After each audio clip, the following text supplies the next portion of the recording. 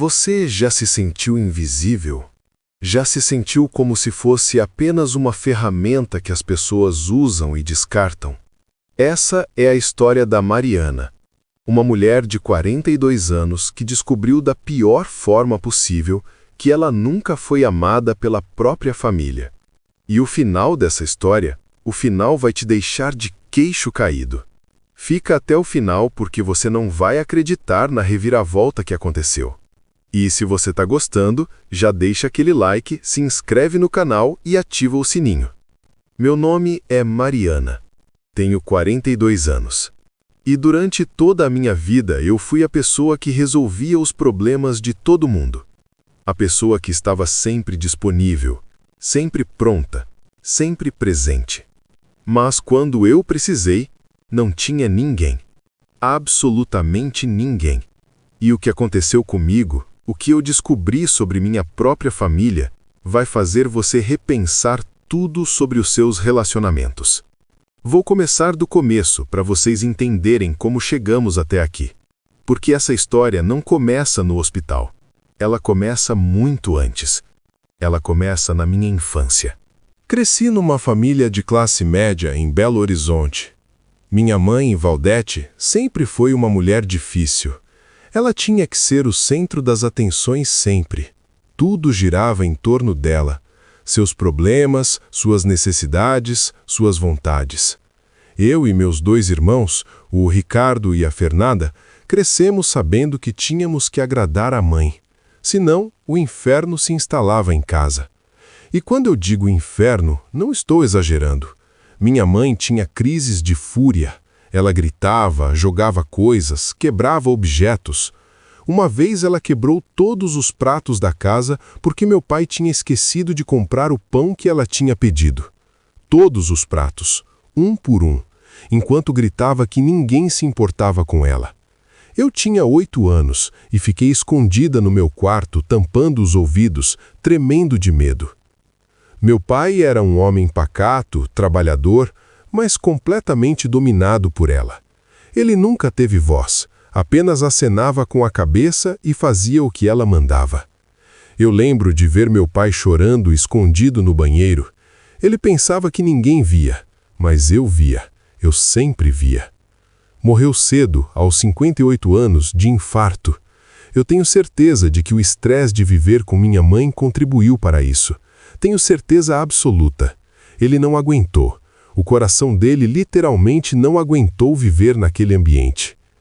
Desde pequena, eu era a responsável, a que cuidava dos irmãos mais novos quando minha mãe saía, a que fazia comida, limpava a casa, organizava tudo. Meus irmãos podiam brincar, podiam sair, podiam ter infância. Eu não. Eu tinha obrigações. Eu tinha que ser a adulta da casa, mesmo sendo uma criança.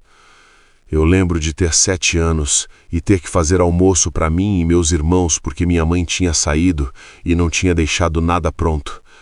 7 anos, subindo num banquinho para alcançar o fogão, com medo de me queimar, mas com mais medo ainda de minha mãe voltar e encontrar meus irmãos com fome.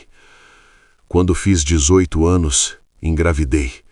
Foi de um relacionamento rápido com um cara chamado Tiago. Eu estava apaixonada, achei que finalmente tinha encontrado alguém que ia me amar, me cuidar, me tirar daquela casa. Mas assim que contei da gravidez, ele sumiu. Simplesmente sumiu. Bloqueou meu número, mudou de cidade, desapareceu. Eu fiquei sozinha, grávida, apavorada e com 18 anos. Minha mãe ficou furiosa. Ela não ficou preocupada comigo, não me abraçou, não me consolou.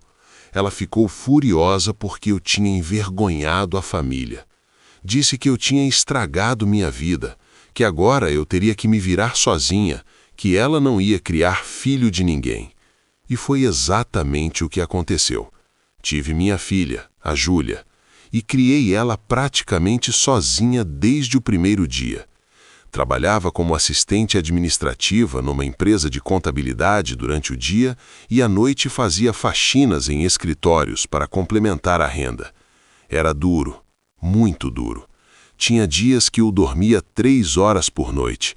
Tinha dias que eu não comia direito para poder comprar fralda e leite para a Júlia. Mas eu consegui. Eu sempre consegui porque não tinha escolha. Minha mãe nunca me ajudou. Nunca ofereceu para ficar com a Júlia, nunca deu um apoio emocional, nunca perguntou se eu estava bem, se precisava de algo, se eu estava aguentando, nada. Mas sempre que ela precisava de alguma coisa, adivinha quem ela chamava? Eu. Sempre eu. Mariana, preciso que você vá comigo no médico. Mariana, minha geladeira quebrou, me ajuda a comprar outra. Mariana, estou sem dinheiro para pagar a conta de luz, você pode me emprestar? Mariana, o Ricardo está com problema, vai lá ajudar ele. Mariana, a Fernanda precisa de alguém para buscar as crianças na escola, você não pode fazer isso por ela? E eu sempre ia, sempre ajudava, sempre estava lá. Mesmo cansada, mesmo sem dinheiro, mesmo sem tempo, eu sempre aparecia. Porque eu achava que era isso que uma boa filha fazia. Eu achava que se eu fosse prestativa o suficiente, útil o suficiente, um dia eles iam me amar de verdade.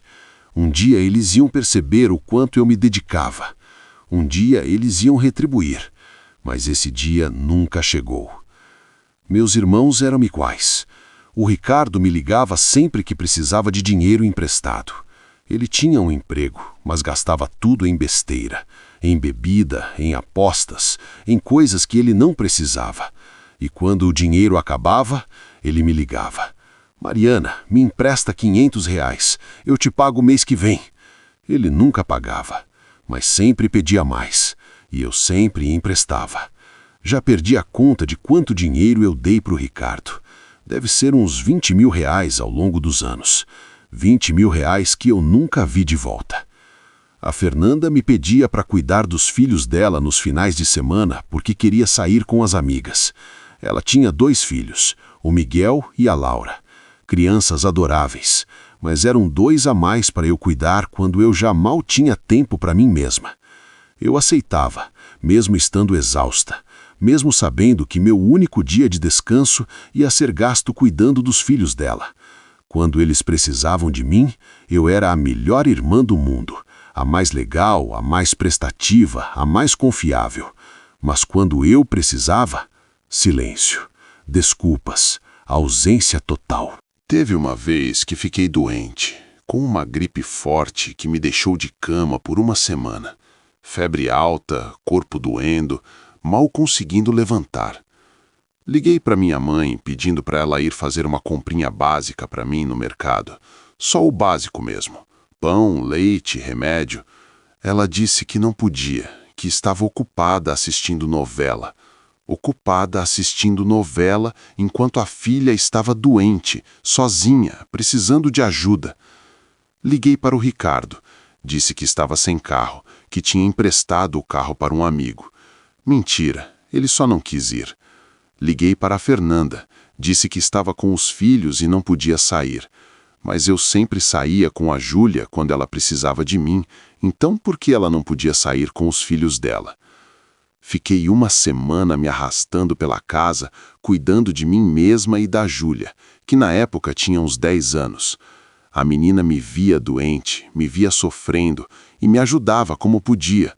Uma criança de 10 anos tinha mais empatia por mim do que minha própria família. E sabe o que é pior? Ninguém ligou depois para saber se eu estava melhor. Ninguém. Nenhuma mensagem, nenhum "como você está?". Nada. Absolutamente nada. Eu poderia ter morrido sozinha naquela casa e eles nem iam perceber até precisarem de alguma coisa de mim de novo. Foi aí que comecei a perceber algo, mas ainda não estava pronta para aceitar a verdade.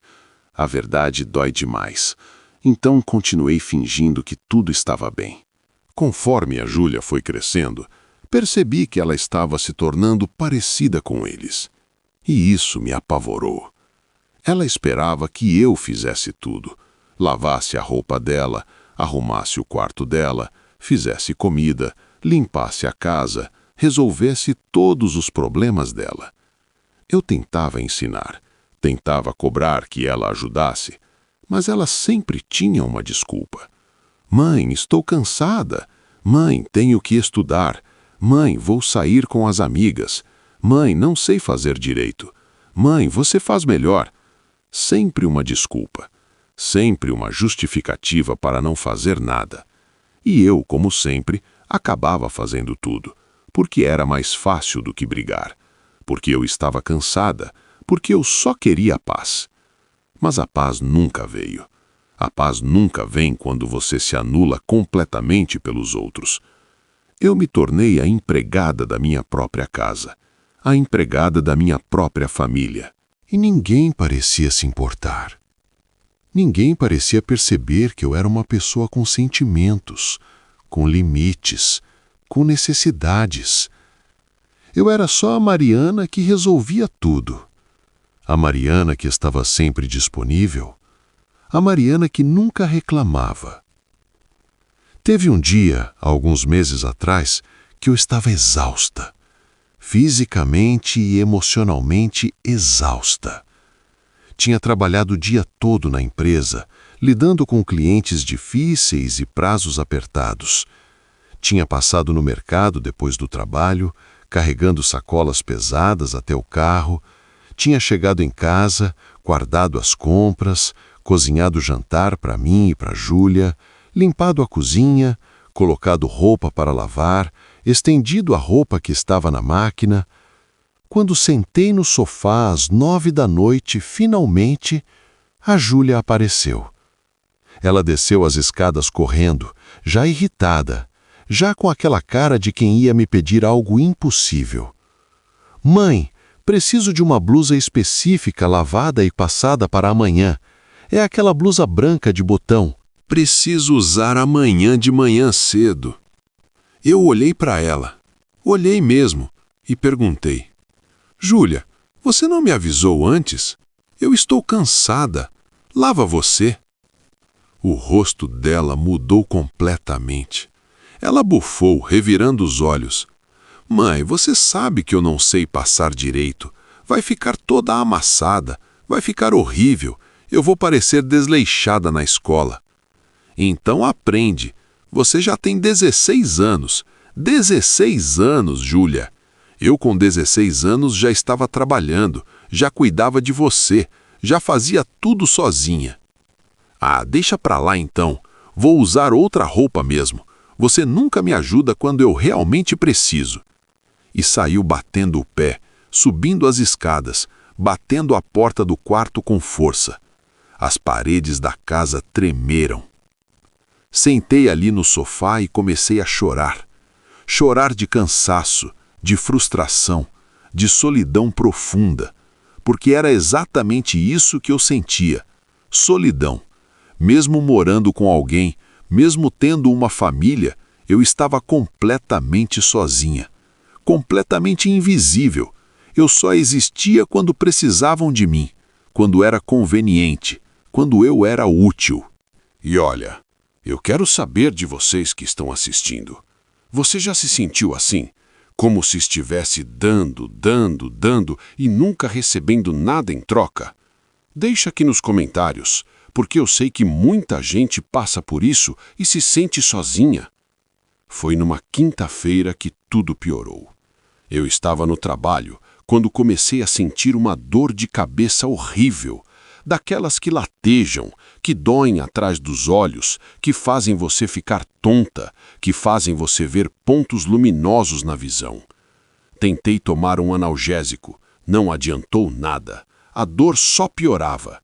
Ficava cada vez mais forte, cada vez mais insuportável. Às 3 da tarde, não aguentei mais.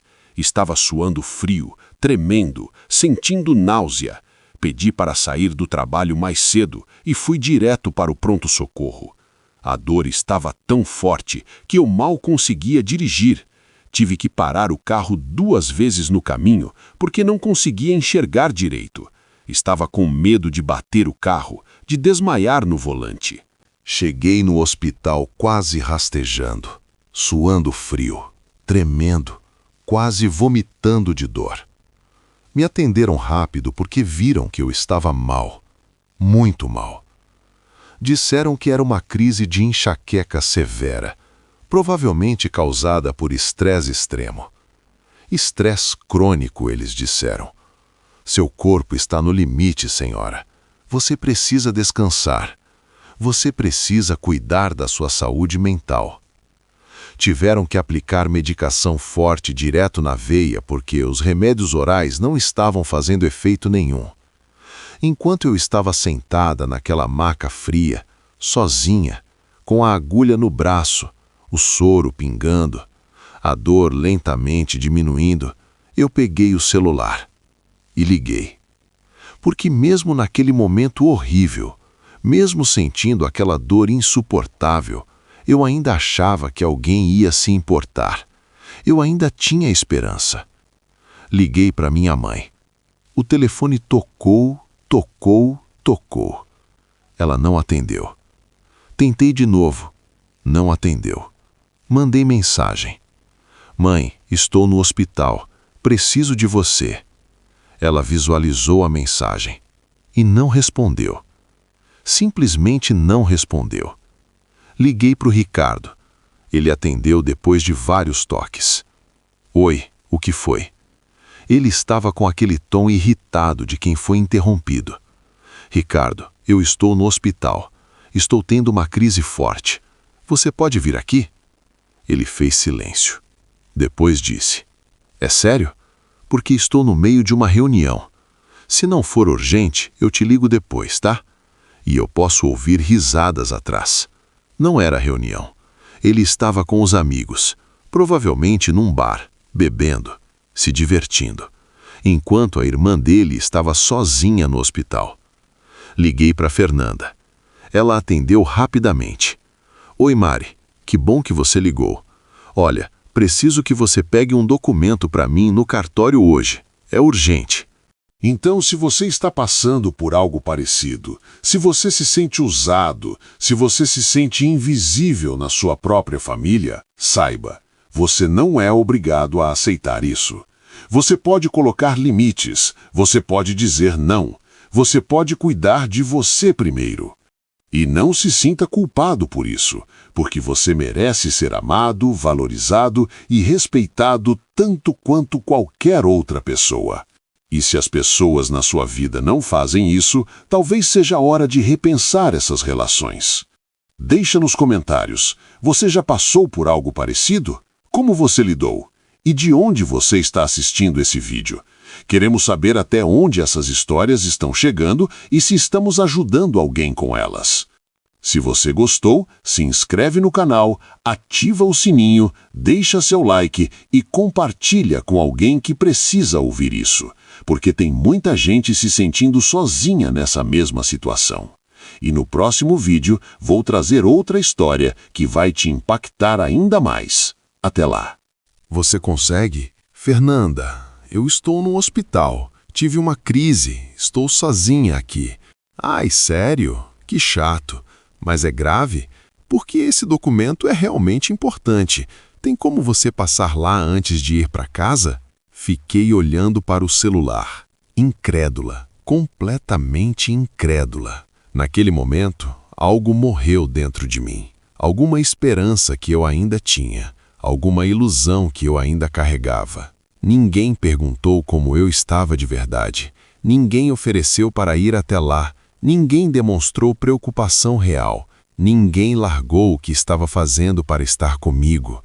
Ninguém se importou que eu estava sozinha, com dor, assustada, vulnerável. A Júlia estava na escola, então nem tentei ligar. Sabia que ela ia ficar irritada por eu ter interrompido o dia dela. Sabia que ela ia reclamar. Sabia que não ia adiantar nada. Fiquei ali, naquela maca, recebendo medicação, completamente sozinha. E foi naquele momento que algo dentro de mim quebrou. Não foi uma quebra dramática. Foi silenciosa, como uma rachadura fina num copo de vidro. Você não percebe na hora, mas depois, com o tempo, o copo inteiro se despedaça em 1000 pedaços. Quando recebi alta, já eram 7 da noite. Voltei para casa dirigindo devagar, ainda meio tonta da medicação. A Júlia estava no quarto dela, deitada na cama, no celular, rindo de algum vídeo. Nem percebeu que eu tinha chegado. Nem notou que eu tinha passado as últimas horas no hospital. Nem se importou. Fui para o meu quarto, deitei na cama e fiquei olhando para o teto. As lágrimas desciam silenciosas pelo meu rosto. E eu pensei: quem cuida de mim? Eu cuido de todo mundo. Mas quem cuida de mim? A resposta era óbvia, dolorosa, mas óbvia. Ninguém. Absolutamente ninguém. Naquele momento, ali deitada sozinha no meu quarto, eu tomei uma decisão. Ia mudar. Não sabia como ainda, mas algo tinha que mudar, porque se eu não mudasse, eu ia morrer. Não literalmente, talvez, mas por dentro. Minha alma ia morrer completamente. E eu não ia deixar isso acontecer. Comecei devagar. Nos dias seguintes, comecei a mudar minha postura. Parei de atender todas as ligações da minha mãe. Quando ela pedia algo, eu dizia que não podia. Simples assim. Não podia. Não dava. Não ia conseguir. Ela ficava furiosa, me acusava de ser egoísta, de não me importar com ela, de ter me tornado uma pessoa fria e insensível. Você mudou, Mariana. Você não é mais a mesma. Você se tornou uma pessoa ruim. Eu apenas dizia: mãe, não posso dessa vez. E desligava o telefone. O Ricardo pediu dinheiro emprestado de novo. R$ 500, Mariana. É a última vez, eu prometo. Vou te devolver tudo no fim do mês. Eu disse não. Simplesmente não. Ele ficou indignado. Você sempre me empresta? O que mudou? Por que agora você está sendo tão egoísta? Eu tenho contas para pagar. Mudou que eu cansei de não ser paga de volta. Mudou que eu cansei de ser usada. Mudei eu. Eu mudei, Ricardo. E não vou mais emprestar dinheiro que eu sei que não vou receber de volta. Ele desligou na minha cara. Ficou uma semana sem falar comigo. Depois voltou a falar como se nada tivesse acontecido. Mas não pediu mais dinheiro. Pelo menos não por um tempo. A Fernanda pediu para eu cuidar dos filhos dela no fim de semana. Mari, preciso muito sair. Faz tempo que não saio com as meninas. Você não pode ficar com o Miguel e a Laura sábado à noite? Eu disse que tinha outros planos. Ela retrucou surpresa. Que planos? Você nunca tem planos. Você sempre está livre. Tenho agora. Tenho planos agora. E não posso cuidar das crianças dessa vez. Mentira. Meu plano era ficar em casa descansando, assistindo algo que eu quisesse assistir, comendo algo que eu quisesse comer, fazendo absolutamente nada se eu quisesse. Mas ela não precisava saber disso. Com a Júlia, a conversa foi mais difícil, mais dolorosa, porque ela era minha filha. Eu amava ela mais do que tudo, mas eu também precisava ensinar ela a ser independente. Precisava ensinar ela a não se tornar como eles. Sentei com ela numa noite de sexta-feira. Júlia, você já tem quase 17 anos. Precisa aprender a cuidar das suas coisas. Eu não vou mais lavar sua roupa, arrumar seu quarto, fazer tudo por você. A partir de agora, você é responsável pelas suas coisas. Ela me olhou como se eu tivesse falado em outra língua, tirado a máscara e revelado ser um alienígena. Mãe, você está brincando, né? Isso é algum tipo de teste? Não, estou falando sério. Você é quase uma adulta. Precisa aprender responsabilidade, precisa aprender a cuidar de você mesma. Porque quando você sair de casa, eu não vou estar lá para fazer tudo por você. Mas você sempre fez. Sempre. Por que agora não pode mais? O que eu fiz de errado? Você não fez nada de errado, Júlia. Quem fez errado fui eu. Eu te criei achando que estava te ajudando, fazendo tudo por você, mas estava te prejudicando, estava te tornando dependente, e eu não quero isso para você. Eu quero que você seja forte, independente, capaz. Ela ficou furiosa, completamente furiosa. Levantou da mesa, gritou que eu era a pior mãe do mundo, que ela me odiava, que eu não me importava com ela. Saiu batendo a porta do quarto. Parou de falar comigo por uma semana inteira. Me ignorava completamente. Passava por mim como se eu fosse invisível. Fazia questão de demonstrar o quanto estava chateada. Mas eu não cedi. Mantive minha palavra. Por mais difícil que fosse, por mais que doesse ver minha filha me tratando daquele jeito. Nos primeiros meses, foi muito difícil, muito mesmo. Eles tentaram me fazer sentir culpada de todas as formas possíveis. Minha mãe chorava ao telefone, dizendo que eu tinha mudado, que eu não me importava mais com a família, que eu tinha me tornado uma pessoa egoísta e cruel. Como você pode fazer isso comigo? Eu sou sua mãe, eu te coloquei no mundo, você me deve tudo. Meus irmãos me ignoravam, não me convidavam mais para nada, não me mandavam mensagens, faziam reuniões de família e não me chamavam, como se eu tivesse sido expulsa da família por ousar dizer não. A Júlia fazia bico e reclamava de tudo. Reclamava que a roupa não estava bem lavada, que o quarto estava bagunçado, que não tinha nada para comer. Tudo era culpa minha por não estar mais fazendo tudo por ela. Mas eu continuei firme, porque eu sabia que se eu cedesse, tudo voltaria a ser como antes, e eu não podia deixar isso acontecer. Não podia voltar a ser aquela Mariana que se anulava completamente pelos outros. Comecei a fazer terapia. Encontrei uma psicóloga maravilhosa chamada Doutora Paula. Ela me ouviu, realmente me ouviu, e me fez ver coisas que eu nunca tinha percebido antes. Mariana, você foi condicionada a vida inteira a ser a cuidadora, a pessoa que resolve tudo, a pessoa que se sacrifica pelos outros. E isso não é saudável, não para você, nem para eles. Porque você está se destruindo e está permitindo que eles se tornem pessoas dependentes, egoístas, incapazes de cuidar de si mesmas. Mas ela precisa de mim, minha família precisa de mim. Não, Mariana. Eles não precisam de você. Eles se acostumaram a usar você. Tem uma diferença enorme entre precisar e usar. E o que eles fazem é usar. Eles só te procuram quando precisam de algo, quando é conveniente. E quando você precisa. Onde eles estão? Em lugar nenhum. Exatamente. Então não é amor, não é família. É uso, é manipulação. E você precisa se libertar disso.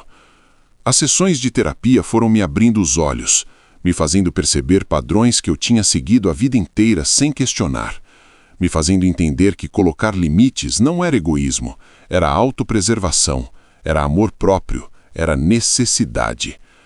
6 meses depois, as coisas começaram a mudar. A Júlia, depois de muita resistência, começou a lavar a própria roupa. No começo, ela fazia mal feito de propósito, para me forçar a voltar a fazer, mas eu não fazia. E, eventualmente, ela aprendeu. Começou a cozinhar algumas coisas simples, arroz, feijão, macarrão, ovo, coisas básicas. Começou a arrumar o próprio quarto, a cuidar das próprias coisas. E sabe de uma coisa? Ela estava mais responsável, mais madura, mais capaz. Um dia ela chegou em casa e fez jantar, para nós duas. Sem eu pedir, sem eu sugerir. Ela simplesmente fez. E quando sentamos para comer, ela disse: "Desculpa, mãe, por tudo. Eu não entendia antes, mas agora eu entendo. Você estava me ensinando. Estava me preparando para a vida. E eu fui muito ingrata." Eu chorei. Abracei ela e disse: "Está tudo bem. O importante é que você aprendeu." Meus irmãos pararam de me pedir dinheiro. Pararam de me pedir favores. Não porque tinham mudado de coração, não porque tinham percebido o quanto me usavam, mas porque sabiam que eu ia dizer não, e eles não queriam ouvir não. Então simplesmente pararam de me procurar.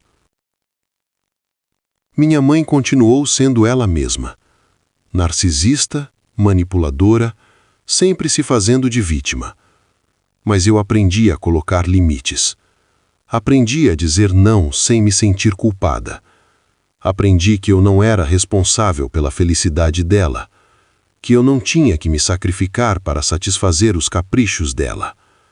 E pela primeira vez em décadas, eu comecei a cuidar de mim. Realmente cuidar.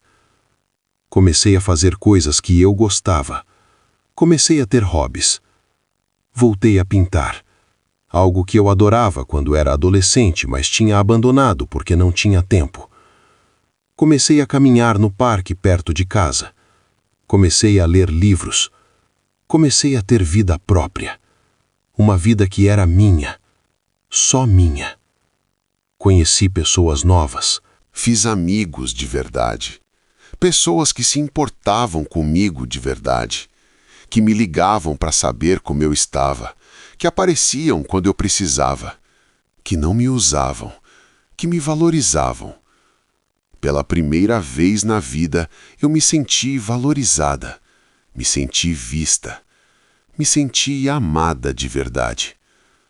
Mas a vida, como sempre, tem um jeito de surpreender a gente, de virar tudo de cabeça para baixo quando você menos espera.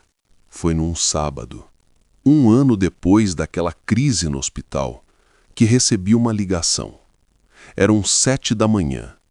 Meu celular tocou insistentemente. Era da Fernanda. Ela estava chorando desesperadamente. Mari, atende, por favor. É urgente. É a mãe. Por favor. Atendi. Fernanda? O que aconteceu? Ela mal conseguia falar entre os soluços. Mari, é a mãe. Ela teve um AVC muito forte. Está no hospital. É grave, muito grave. Você precisa vir. Por favor, você precisa vir. Meu coração apertou. Por mais que eu tivesse colocado limites, por mais que eu tivesse me afastado, ainda era minha mãe. Ainda era a mulher que me colocou no mundo. E ela estava mal, muito mal. Fui para o hospital. Quando cheguei, o Ricardo e a Fernanda já estavam lá. Estavam no corredor, sentados, com os rostos destruídos. Minha mãe estava na UTI, entubada, inconsciente, cercada de máquinas e fios. Os médicos nos chamaram para conversar. Um médico mais velho, de cabelos grisalhos, com um olhar cansado. Ficamos lá por dias, nos revezando, esperando, orando, esperançosos. Mas minha mãe não acordava. Não se mexia, apenas as máquinas mantinham ela viva. Foi no 4º dia que ela faleceu, às 6 da manhã. Eu estava lá quando aconteceu. Segurei a mão dela, mesmo sabendo que ela provavelmente não sentia nada. Vi o monitor ficar em linha reta. Ouvi o som contínuo.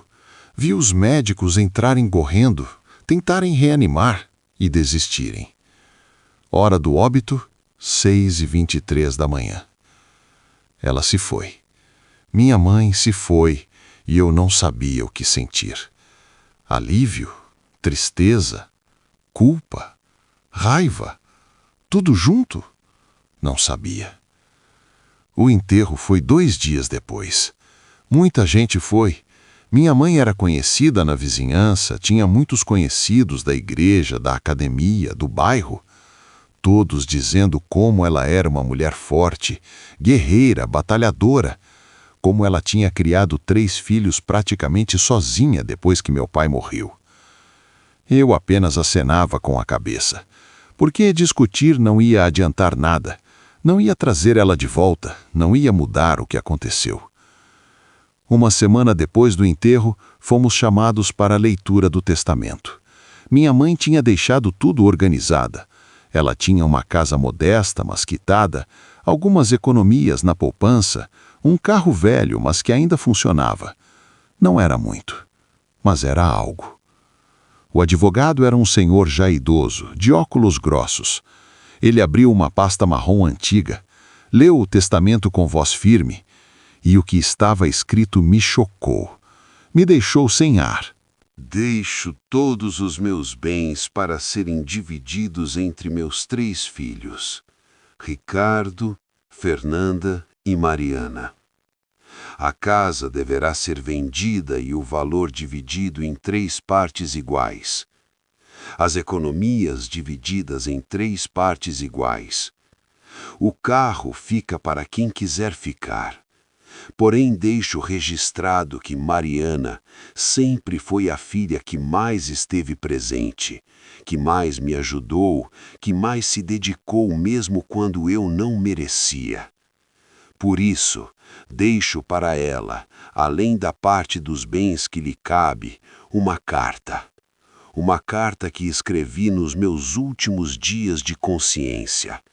Que seja lida apenas por ela, em particular. O advogado me entregou um envelope lacrado, um envelope amarelado com meu nome escrito em letra trêmula na frente. Mariana. Apenas isso. Ricardo e Fernanda me olharam com raiva, com inveja, com ressentimento. Ela te deixou uma carta? Por quê? O que tem nessa carta? Você manipulou ela? Você fez alguma coisa para ela te favorecer? Não sei. Ainda não li. E vou ler sozinha, como ela pediu. Saímos de lá. Eles discutindo sobre a divisão dos bens, sobre quanto valia a casa, sobre quem ia ficar com o quê, sobre como iam dividir o dinheiro. Eu apenas segurei aquele envelope, apertei ele contra o peito e fui para casa. Quando cheguei em casa, sentei no sofá. A Júlia estava na escola. Eu estava sozinha. Abri o envelope devagar. Dentro tinha várias folhas escritas à mão. A letra trêmula, quase ilegível em alguns pontos, da minha mãe. Comecei a ler, e conforme lia, as lágrimas caíam. Caíam sem parar. Mariana, se você está lendo isso, é porque eu já parti. Já não estou mais aqui. E preciso te dizer algumas coisas que nunca tive coragem de dizer em vida. Coisas que me assombram, coisas que me destroem por dentro. Eu sei que fui uma mãe horrível para você. Péssima. A pior que alguém poderia ter. Sei que te cobrei demais, que te sobrecarreguei desde criança, que nunca te dei o carinho que você merecia, que nunca te abracei quando você chorava, que nunca te consolei quando você precisava, que nunca estive lá de verdade para você. E você deve estar se perguntando por quê. Por que eu te tratei tão mal? Por que fui tão cruel com você especificamente? A verdade é dolorosa. A verdade é feia. Mas vou te contar mesmo assim, porque você merece saber. Eu sempre tive inveja de você, Mariana. Inveja profunda, doentia, que me consumia. Inveja da sua força, da sua capacidade de amar, da sua generosidade genuína. Você era tudo que eu nunca fui.